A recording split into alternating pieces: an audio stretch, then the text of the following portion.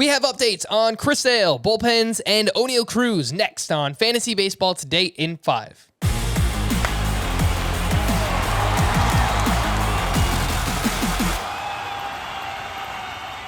Welcome into FPT in 5. As always, make sure to follow and stream us on Spotify. Today is Wednesday, March 30th. I am Frank Stanfield, joined by Scott White. And let's start with Chris Sale, who is dealing with a stress fracture in his rib, but apparently is feeling much better and will throw next week. Scott, are you moving Chris Sale back up the rankings?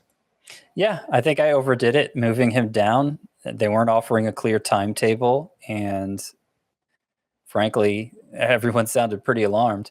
So I was thinking like a mid-June return for Chris Sale, and now with him on the verge of throwing again, I think maybe mid-May is more likely. So I had him outside my top 50. I think with this news, I'm going to move him up to 40th in my rankings, right in between Adam Wainwright, who I'm higher on the most, I would say, and Tyler Mahle, right in between those two. That's where I'm taking Chris Sale.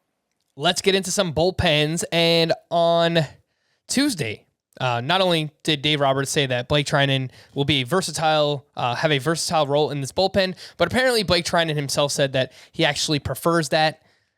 I don't know, Scott. What are we making of this? Are we lowering Blake Trinan here? What do we do with the Dodgers bullpen?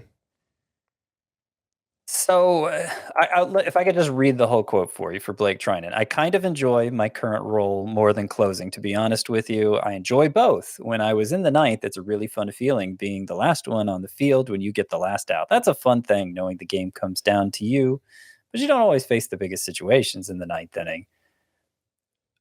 I mean, that quote doesn't leave me feeling confident that he actually doesn't prefer closing. Like he spoke pretty highly of closing too.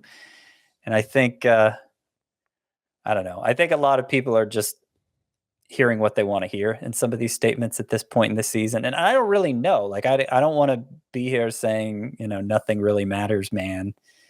And, just go with your feels or whatever. But like, that's, I feel like that's how most people talk about the closer role going into the season. Like, generally speaking, the way it works now is maybe a manager has a hunch what he wants to do, but he kind of feels it out over the first few weeks of the season. He kind of feels out what works, and then he settles on something, usually, not always.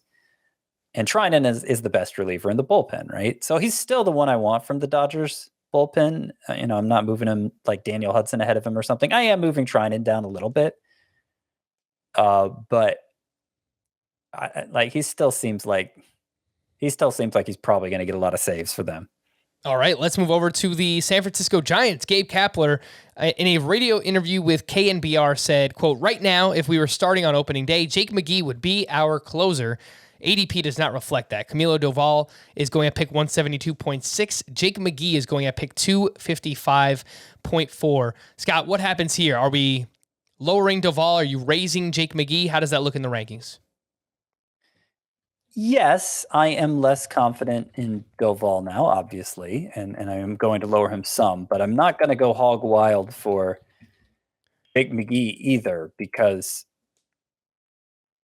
partly it's, okay, look at who's saying it. Gabe Kapler doesn't really have the best track record of really showing his hand for how he wants to use his bullpen. At this time last year in a radio interview, he was talking about Tyler Rogers as potentially the closer, and it ended up being Jake McGee to start the season. Rogers got some saves later on when McGee struggled, but it was mostly McGee for last season. And then you just look at the fact that, okay, they have 3 late inning relievers, Rogers, McGee, Doval. McGee's the one left-hander of those three. So if they're going to play matchups at all, which we know Kapler likes to do, McGee seems like the one who would be the most difficult to confine to the ninth inning. So I'm not sure to what extent I believe what Kapler's saying. And even if I do believe it, I'm not confident it's going to last even a day, because, you get 2 left-handed batters up in the 8th inning. Is he really going to save McGee for the 9th? And then if he goes to Doval instead and Duvall's lights out, like, it could be game over at that point, And if it doesn't happen on opening day, whatever, it could very easily happen at some point. So yes, Doval, I'm moving Doval down more than I'm moving McGee up, I would say, but I'm still taking Doval ahead of McGee.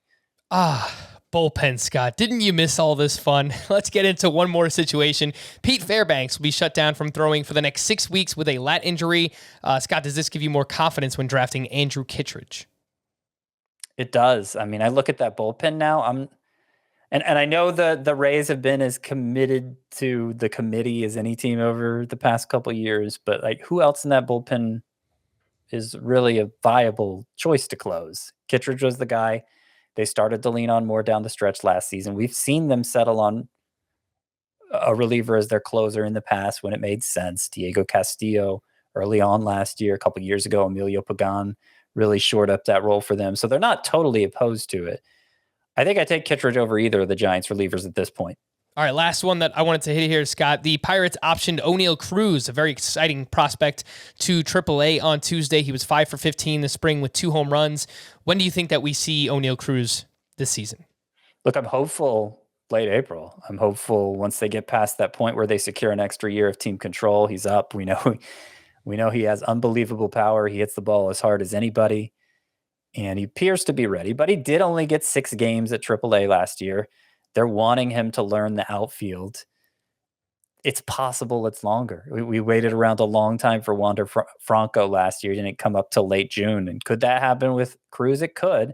I still say he's the number one prospect to stash, presuming Julio Rodriguez makes the opening day roster for the Mariners. But yeah, there's some uncertainty there. For more extensive fantasy baseball coverage, listen to the Fantasy Baseball Today podcast on Spotify, Apple Podcasts, Stitcher, your smart speakers, or anywhere else podcasts are found. And thanks for listening to Fantasy Baseball Today in 5. We'll be back again tomorrow morning. Bye-bye.